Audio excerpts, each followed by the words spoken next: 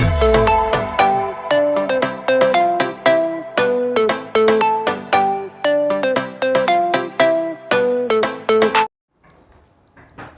Friends, welcome to Murthy maths and English channel. Friends, మనం ఈరోజు English గ్రామర్లో భాగంగా noun అనే టాపిక్లో నౌన్ కేసెస్ గురించి డిస్కస్ చేయబోతున్నాం.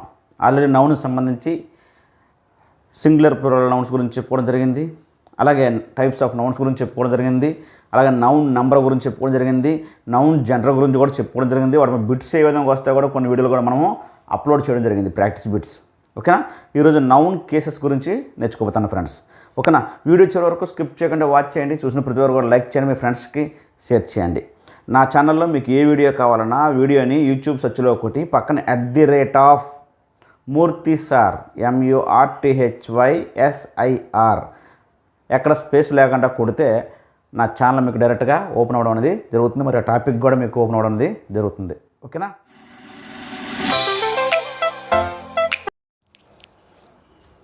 ఫ్రెండ్స్, ఇప్పుడు మనం నేర్చుకోబోయే టాపిక్ ఏంటంటే నౌన్ అండ్ ద కేస్.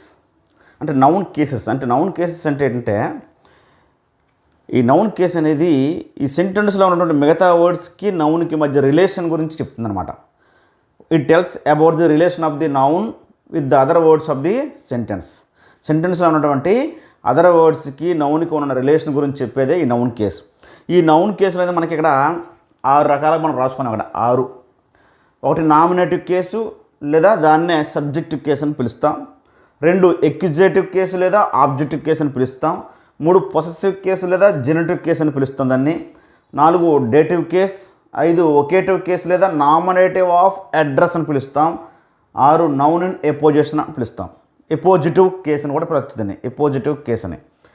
అయితే మనకి ఈ కేసు సంబంధించి బిట్స్ కాంపిటేటివ్ ఎగ్జామ్స్లో వస్తాయంటే రావు. ఎక్కడ వస్తాయంటే ఎక్కువగా ఈ పొసెసివ్ కేసులో జెనిటివ్ కేసు సంబంధించి మనకి ఎక్కువగా బిట్స్ అనేది స్పాటింగ్ ఎర్రర్స్లో రావడం అనేది, కరెక్షన్ ఆఫ్ సెంటెన్స్లో రావడం అనేది జరుగుతుంది.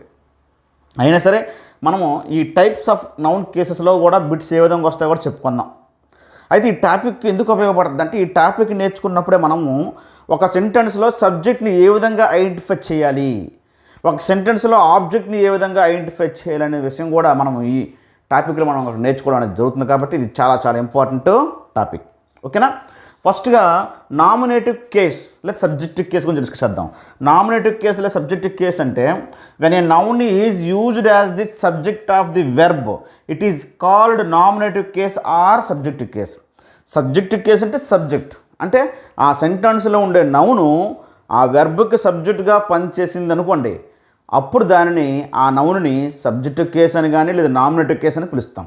సో ఒక సెంటెన్స్లో ఉండే సబ్జెక్ట్నే సబ్జెక్టివ్ కేసు లేదా నామినేటివ్ కేసు అంటాం. ఆ సబ్జెక్ట్ నౌన్ అయ్యి ఉండాలి, నౌన్కి సంబంధించిన కేసు కాబట్టి. ఓకేనా? అయితే సబ్జెక్ట్ని ఎలా ఐడెంటిఫై చేస్తాం అంటే, ఒక సెంటెన్స్లో మనకి ఏమంటుంది, subject plus verb plus object అనే స్ట్రక్చర్ మనకు తెలుసు. సబ్జెక్ట్ ఉంటుంది, వెర్బ్ ఉంటుంది, ఆబ్జెక్ట్ ఉంటుంది. వెర్బ్ అంటే క్రియ. సో సెంటెన్స్లో ఉండే వెర్బ్ని వెర్బ్ ఎక్కడ మనకు తెలుసు ఆల్రెడీ. వెర్బ్ అంటే క్రియ, చేసే పనిని చెప్పేది వెర్బ్. అర్థమైందా? ఆ వెర్బ్కి ముందు హూ అని కానీ వాట్ అని కానీ ప్రశ్నిస్తే, వెర్బ్ ముందు హూ అని పెట్టి కానీ వాట్ అని పెట్టి కానీ ప్రశ్నిస్తే ఆ రెండింటిలో దేనికైనా మనకు సమాధానం కానీ ఆ సెంటెన్స్లో దొరికింది అంటే అది సబ్జెక్టు. వెర్బ్కి ముందు గుర్తుపెట్టుకోండి, వెర్బ్కి ముందు హూ పెట్టి ప్రశ్నిస్తే వచ్చే ఆన్సర్ ఆ సెంటెన్స్లో ఉంది అంటే అది సబ్జెక్టు. వెర్బ్కి ముందు వాట్ అని పెట్టి ప్రశ్నిస్తే వచ్చే ఆన్సర్ ఆ సెంటెన్స్లో ఉందంటే అది సబ్జెక్ట్. ఓకేనా? చూద్దాం. Raju bought a pen. ఇక్కడ వెర్బ్ ఏది? ఇది బాట్, కొన్నాడు. ఈ వెర్బ్కి ముందు ఏం పెట్టమను? హూ అని ప్రశ్నించినా సమాధానం ఉన్నా, హూ అని ప్రశ్నించి సమాధానం ఉన్నా, లేదా వాట్ అని ప్రశ్నించి సమాధానం ఉన్నా అదే సబ్జెక్ట్ అని చెప్పాను. సో ఈ వెర్బ్కి ముందు హూ అని పెడదాం. Who bought a pen? ఎవరు కొన్నారు పెన్ను? రాజు. సో ఈ వెర్బ్కి ముందు హూ అని పెట్టి ప్రశ్నిస్తే ఆన్సర్ రాజు వచ్చింది కాబట్టి ఇది సబ్జెక్ట్, ఇదే సబ్జెక్ట్ కేస్ లేదా నామినేటివ్ కేస్ అవుతుంది. చూసారా? వెర్బ్ అంటే బాట్. ఇక్కడ ఈ బాట్కి ముందు హూ అని పెట్టండి. హూ బాట్ ఏ పెన్ అని ప్రశ్నిస్తే ఆన్సర్ ఎవరు కొన్నారు? అక్కడ రాజు, అదే సబ్జెక్ట్. అలాగా వెర్బ్కి ముందు హూ అని కానీ వాట్ అని కానీ పెట్టి ప్రశ్నిస్తే వచ్చే సమాధానమే ఆ సెంటెన్స్ యొక్క సబ్జెక్ట్ అవుతుంది. నెక్స్ట్ అదే subjective case.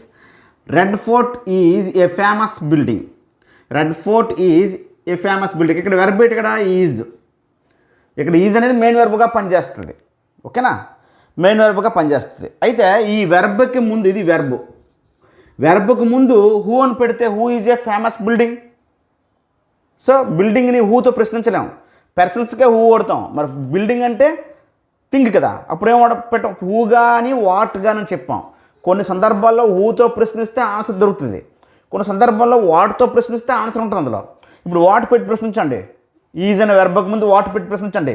What is a famous building? What is a famous building? Red Fort. అంటే ఆ సెంటెన్స్లో ఆన్సర్ ఉంది రెడ్ ఫోర్ట్ అని, కాబట్టి ఇది సబ్జెక్ట్ అవుతుంది. అదే సబ్జెక్టివ్ కేస్ లేదా నామినేటివ్ కేస్ అంటారు. ఒక సెంటెన్స్లో ఉండే నౌను సబ్జెక్టుగా పనిచేస్తే అదే సబ్జెక్టివ్ కేసు లేదా నామినేటివ్ కేసు అవుతుంది. ఓకేనా, ఈ విధంగా వెర్బ్కి ముందు వాట్ని ప్రశ్నిస్తే what is a famous building? Red Fort, కాబట్టి answer subject. Who bought a pen? వెర్బ్కి ముందు హూ పెట్టాను, హూ బాట్ ఏ పెన్ ఎవరు కొన్నారు? రాజు. అదే సబ్జెక్ట్ లేదా సబ్జెక్టివ్ కేసు లేదా నామినేటివ్ కేసు అవుతుంది. ఓకేనా, నెక్స్ట్ అండి ఆబ్జెక్టివ్ కేసు లేదా ఎక్యుజేటివ్ కేసు. ఆబ్జెక్టివ్ కేస్ అంటే సింపుల్గా అర్థమైంది. When a noun is used as the object of the verb, object of the verb, it is called objective case. అంటే వెర్బ్కి ఆబ్జెక్ట్గా ఒక నౌన్ పనిచేసింది అంటే అది ఆబ్జెక్టివ్ కేస్ అవుద్ది. వెర్బ్కి సబ్జెక్ట్గా ఒక నౌన్ పనిచేసింది అంటే సబ్జెక్టివ్ కేస్ అవుద్ది. సింపుల్. మరి ఇక్కడ ఆబ్జెక్ట్ని ఏ విధంగా ఐడెంటిఫై చేస్తాము అంటే మనకు సెంటెన్స్లో సబ్జెక్టు వెర్బ్ ఉంటాయి. వెర్బ్కి ముందు పెట్టి ప్రశ్నిస్తే సబ్జెక్ట్ వస్తుంది. వెర్బ్ తర్వాత మీరు వెంటనే హూమ్ కానీ హూమ్ వాట్, వెర్బ్ తర్వాత హూమ్ అంటే ఎవరికి, వెర్బ్ తర్వాత హూమ్ అని కానీ వెర్బ్ తర్వాత వాట్ అని కానీ ప్రశ్నిస్తే వచ్చే సమాధానం ఆ సెంటెన్స్లో ఉన్నప్పుడు అది ఆబ్జెక్టివ్ కేసు లేదా ఆబ్జెక్ట్ అవుతుంది. ఓకేనా, చూద్దాం. Raju bought a pen. Raju bought a pen. ఇక్కడ వెర్బ్ ఇది బాట్. వెర్బ్ తర్వాత మనము ప్రశ్నించాలి ఏంటంటే Raju bought what. Raju bought what, Raju కొన్నాడు. ఏంటి కొన్నాడు? వెర్బ్ తర్వాత వాట్ అని అనుకోండి, అంటే మీకు జనరల్గా అర్థం చెప్తున్నాను. ఏం కొన్నాడు ఇక్కడ? పెన్. అదే మనకి ఇక్కడ ఆబ్జెక్ట్ లేదా ఆబ్జెక్టివ్ కేస్. కానీ యాక్చువల్గా దీన్ని క్వశ్చన్స్ ఎలా చేస్తాము? What did Raju buy? What did Raju buy? Raju ఏం కొన్నాడు అడిగితే పెన్, ఆన్సర్ ఆబ్జెక్ట్. లేదు మీకు ఈజీగా అర్థం అవ్వడానికి వెర్బ్ తర్వాత వాట్ పెట్టండి. రాజు బాట్ వాట్, రాజు కొన్నాడు. వాట్ ఏమిటి అంటే ఏ పెన్. సో వెర్బ్ తర్వాత వాట్ అని కానీ హూమ్ అని కానీ ప్రశ్నిస్తే అందులో మనకు సమాధానం దొరికింది అంటే సెంటెన్స్లో అది ఆబ్జెక్ట్ అవుద్ది. నెక్స్ట్ గీత కాలుడు మోహన్. గీత కాలుడు మోహన్. ఇక్కడ చూసినట్లయితే గీత కాలుడు మోహన్, వెర్బ్ ఇక్కడ కాలుడు. ఈ వెర్బ్ తర్వాత గీత కాలుడు వాట్. గీత కాలుడు వాట్ అంటే సమాధానం లేదు. కానీ గీత కాలుడు హూమ్, ఎవరికి ఫోన్ చేసింది?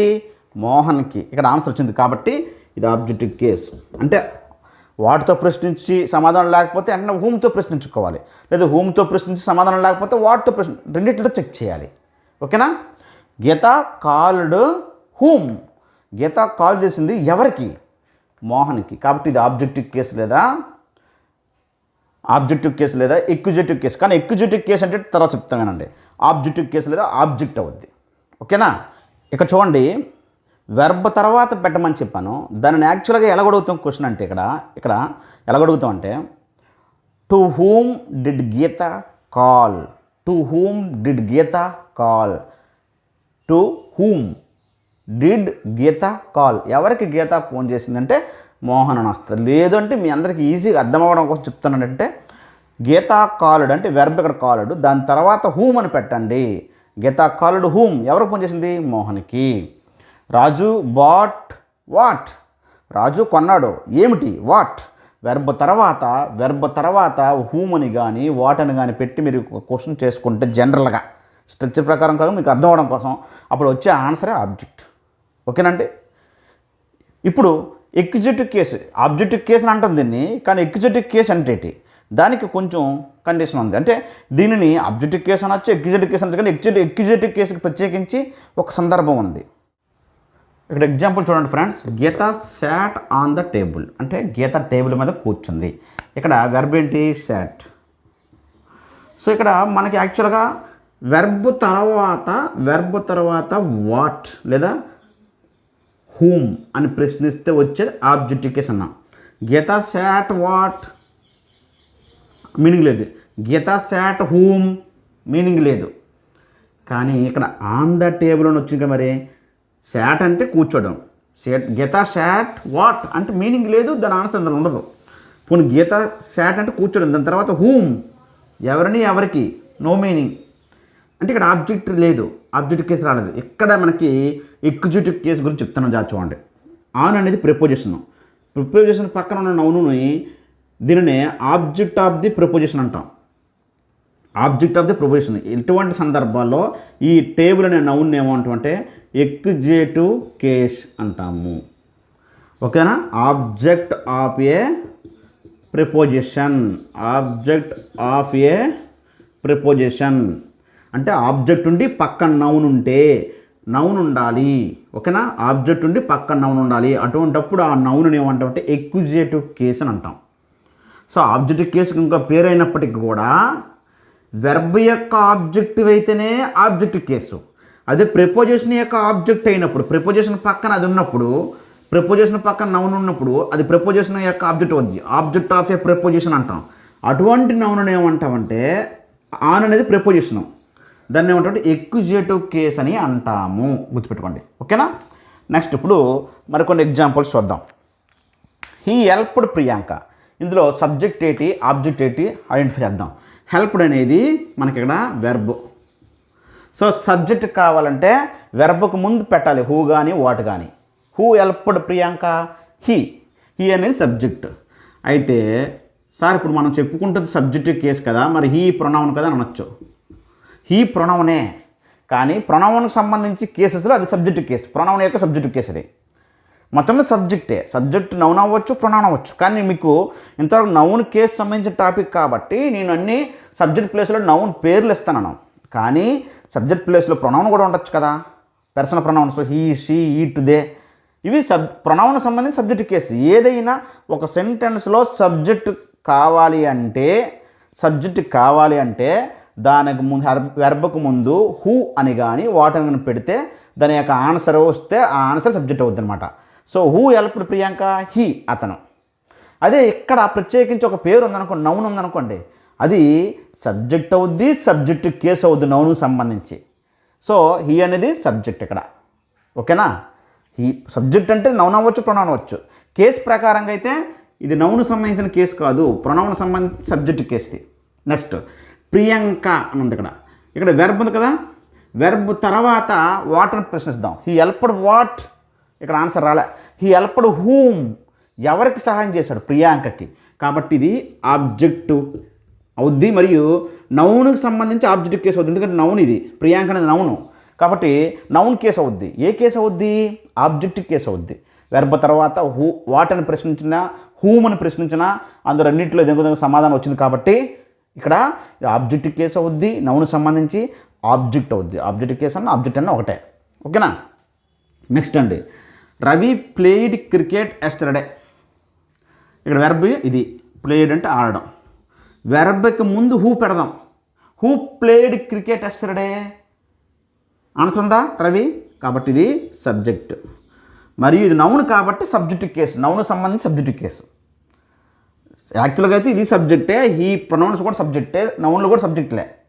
సో నౌన్ అయినా ప్రొనౌన్ అయినా సబ్జెక్ట్లే. సో సబ్జెక్ట్ కావాలంటే ఒక సెంటెన్స్లో వెర్బ్కు ముందు హూ అని కానీ వాట్ అని కానీ పెట్టి ప్రశ్నించండి. వచ్చిన ఆన్సర్ కానీ సెంటెన్స్లో ఉంటే అదే సబ్జెక్ట్. ఓకేనా?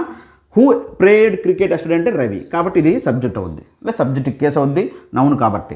నెక్స్ట్ వెర్బ్ తర్వాత రవి ప్లేయిడ్ వాట్, రవి ఆడాడు. ఏంటి ఆడాడు? రవి ప్లేయిడ్ వాట్, వెర్బ్ తర్వాత అక్కడ క్వశ్చనించాలా, cricket. Ravi played what, cricket. కాబట్టి ఇదేమవుద్ది? ఆబ్జెక్ట్. మరి ఇది నౌనే కదా క్రికెట్, కాబట్టి నౌన్ కేసు సంబంధించి ఏ కేసు అవుద్ది అంటే ఆబ్జెక్టివ్ కేసు అవుద్ది. జనరల్గా ఆబ్జెక్ట్కి కూడా అవుద్ది. ఓకేనా. Next they attended to the function. Attended అంటే హాజరవడం, ఇది వెర్బ్. వెర్బ్కి ముందు సబ్జెక్ట్ కావాలంటే, అంటే ఇచ్చిన సెంటెన్స్లో సబ్జెక్టు ఆబ్జెక్టులను ఐడెంటిఫై చేస్తాను. వెర్బ్కు ముందు హూ అని కానీ వాట్ అని కానీ ప్రశ్నిద్దాం. What attended to the function అంటే ఆన్సర్ ఉందా? లేదు. Who attended to the function, ఎవరు అటెండ్ అయ్యారు అంటే దే, కాబట్టి ఇది సబ్జెక్ట్.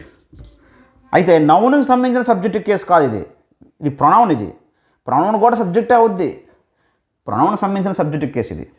ఓకేనా. మొత్తం ఏంటి సబ్జెక్టే. సో వెర్బ్కు ముందు హూ అని ప్రశ్నిస్తే who attended to the function అంటే దే అని సమాధానం వచ్చింది కాబట్టి సబ్జెక్ట్ అవుతుంది దే. నెక్స్ట్ వెర్బ్ తర్వాత they attended what, they attend హాజరయ్యారు ఏమిటి అర్థం లేదు. దే అటెండెడ్ హూమ్, ఎవరికి హాజరయ్యారు, మీనింగ్ లేదు, అందులో ఆన్సర్ లేదు. అప్పుడు జాగ్రత్త చూసుకున్నట్లయితే ఇక్కడ ఆబ్జెక్ట్ లేదు, డైరెక్ట్గా ఆబ్జెక్ట్ లేదు, మనకి వెర్బ్కి సంబంధించిన ఆబ్జెక్ట్ లేదు, ఆబ్జెక్ట్ ఆఫ్ ది వెర్బ్ అని లేదు ఇక్కడ. మరి ఇక్కడ ఏంటంటే ప్రిపోజిషను పక్కన నౌను, ప్రిపోజిషను నౌను. అప్పుడు ఈ నౌన్ ఏమవుద్ది, ఆబ్జెక్ట్ ఆఫ్ ఏ ప్రిపోజిషన్ అవుద్ది. ఈ ప్రిపోజిషన్కి ఆబ్జెక్ట్ అవుతుంది, వెర్బ్కి కాదు. అందుకే వెర్బ్తో మనం క్వశ్చన్ ఇస్తే హూమ్ అని కానీ వాట్ అని ప్రశ్నిస్తే ఆన్సర్ రావట్లేదు. అందుకే ఇది ఈ ప్రిపోజిషన్కి ఆబ్జెక్ట్ ఆఫ్ ఏ ప్రిపోజిషన్ అండి దీన్ని అంటాం. ఈ నౌన్నే మనము ఈ నౌన్ కేసుల్లో ఏమంటాము, ఎక్యుజేటివ్ కేస్ అని అంటాము.